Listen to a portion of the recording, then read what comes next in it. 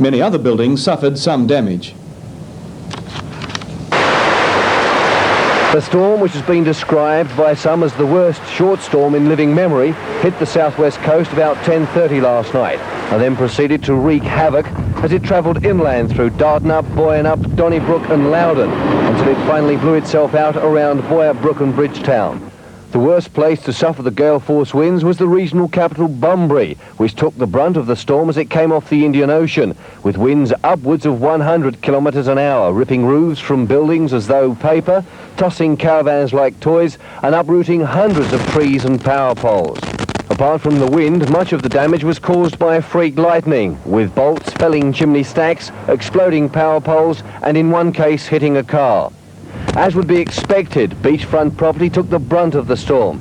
This house lost its roof as 102 km/h winds lifted it off, scattering debris over neighbouring property and cars. Across the road from this house, a young girl slept peacefully, unaware of the storm. At about 11 o'clock last night, little Rebecca Wallasack had the escape of her life when this stake came through the roof and just missed her. The baby was screaming, so I grabbed a candle and came rushing down here, and I could see this beam sort of thing through the wall, and Rebecca, right next to Rebecca's bed, and she was just laying there, sound asleep with all plastering that over, and I thought for a moment she might have been dead or something. Further along Ocean Drive, the $1 million extensions to the Bunbury Senior High School has suffered a serious setback because of the storm. According to the school's principal, the gale force winds flattened the recently completed top-storey framework, delaying completion by more than a month.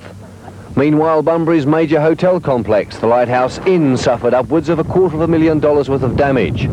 Here, winds were so strong, as it blew windows in, glass was shot across the devastated rooms with such a ferocity that it was embedded in wooden doors at the opposite end of the rooms. According to proprietor Roman Kozerski, now the whole of the Ocean View block will have to be re-roofed. Hotel guest Frank Pinker was in one of the rooms when the roof caved in. My wife saw the ceiling starting to lift and flap inside. So one of the chaps that was with me said, look, get under the door frame. The five of us crowded around the door frame, and then the lights went out, noise started to rip and clang, and we stood there for, I don't know, 2 or 3 minutes, I suppose. And then ventured outside into the door and saw all the roof dangling over the side. Mr. Pinker says many of the guests panicked when the lights went out, but paid tribute to the hotel staff, whom he says quickly quelled guests' fears. Across the town at the city's port, Bunbury's Naval Reserve cadets lost all hopes of having their own hall by Christmas, as the wind, which caused so much damage along the coast, whipped through the port, carrying the building's superstructure with it. The hall, which has been under construction for some time, was being built by volunteer labour and funded with cash raised by the cadets themselves. The loss is a severe blow to the organisation and will mean they'll have to start again from scratch. In the city centre, the Oriental Terrace Chinese restaurant in Victoria Street was worst hit. First thing this morning, it looked as frail as a house made of cards, and that appearance wasn't deceptive. Its crumbling brick structure, like so many others, was simply incapable of withstanding gale force winds. A collapsed side wall caused the roof to sag and the ceiling to fall, and by then the building was set to crumble. At that stage, owner Walter Yip was still optimistic the restaurant would reopen within a couple of months. By this afternoon, those hopes were dashed. Police had cordoned off the street and feared the building's shop face would give way. An insurance assessor met with council representatives, and it was decided the shaky wall would just have to come down.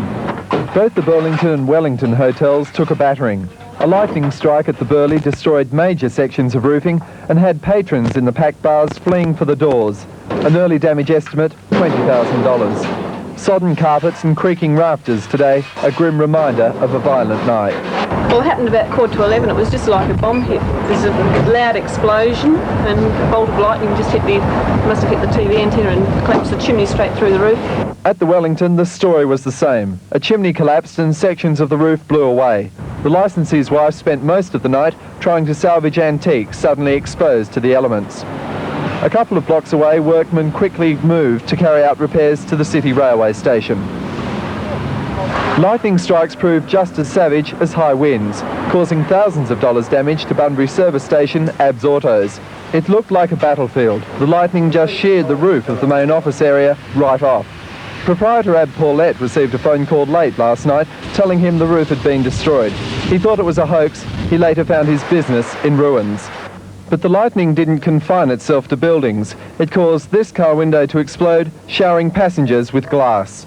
Well, we were coming out of the Higher Hotel after the quiz night there, and as we got to the bottle shop, the thunder and lightning started, so we raced to the car to get out the rain, and it had just been there for a few seconds, and the window shattered, and the wind just blew it in. Just felt like the car was going to be lifted off the ground. One of the biggest damage bills involves 8 modern office units in Spencer Street. The building's slanted roof was picked up and peeled away by the northerly squall. It then slid across adjoining premises. Walls were substantially damaged and galvanised iron, bricks and timber littered the surrounds. To rebuild, it could cost up to $80,000. The units are only occupied by one tenant, ironically an insurance assessor. We'll have more. The high winds brought down trees, power lines and upended caravans.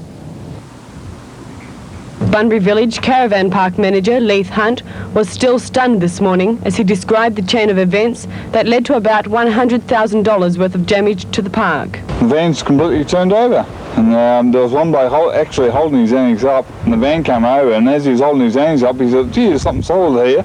Next thing you know, there's a van there. He's pushing against the van, and there's all different vans come out and moved about 4 feet to 6 feet. The Bunbury Bowling Club is minus a large part of its roof after winds lifted it off and dumped it back again in pieces.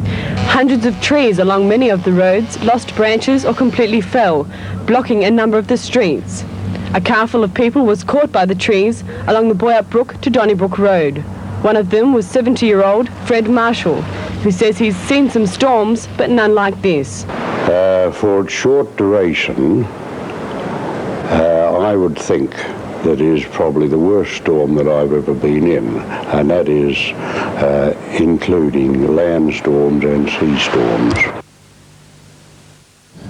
The Emergency Services Minister, Jeff Carr, will visit Bunbury tomorrow to assess the damage. He will report back to Cabinet on what aid should be granted to the district.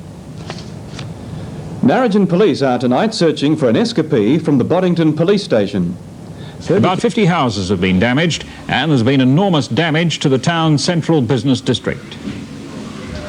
The storm crossed the coast just before 11 p.m, its ferocity taking the town by surprise. Its first victim was the town's biggest hotel, the Lighthouse Inn.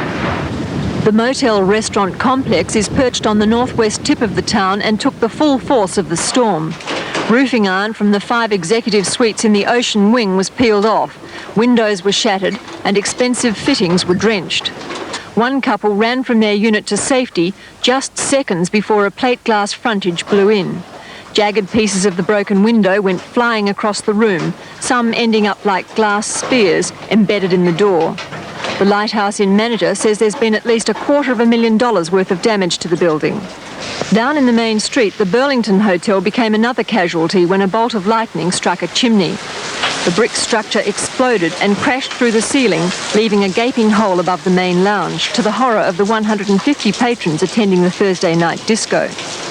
The bricks were red hot, a few of them. The chap went to pick one up from over, it was splattered across the floor, then burned his hand. Actually, he's got blisters on his hands from picking the brick up.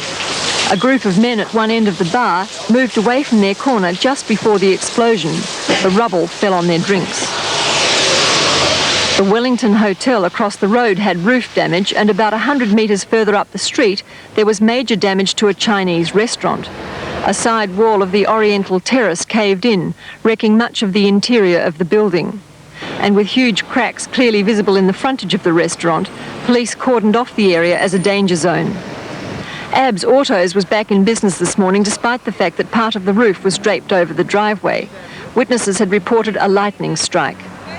And ironically, a firm of local insurance assessors, flat out today dealing with claims, was yet another victim of the storm. Its office is in a building partly de-roofed. There were widespread blackouts in Bunbury last night, and SEC linesmen have been working non-stop. So too the State Emergency Service crews.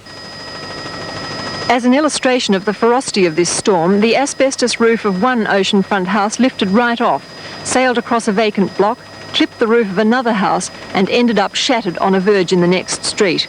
Ainsley DeVos, Channel 9 News. Storm damage was minimal in Perth city and suburbs overnight, but as winds gusted to 113 kilometres an hour, a 9 by 4 metre fiberglass swimming pool shell was hurled through the air at Cannington. Smashing through a garage, workshop, fence and trees, it was lifted 10 metres into the air. It also sheared through power lines and crashed onto Albany Highway, narrowly missing a motorist. Damage was estimated at $11,000.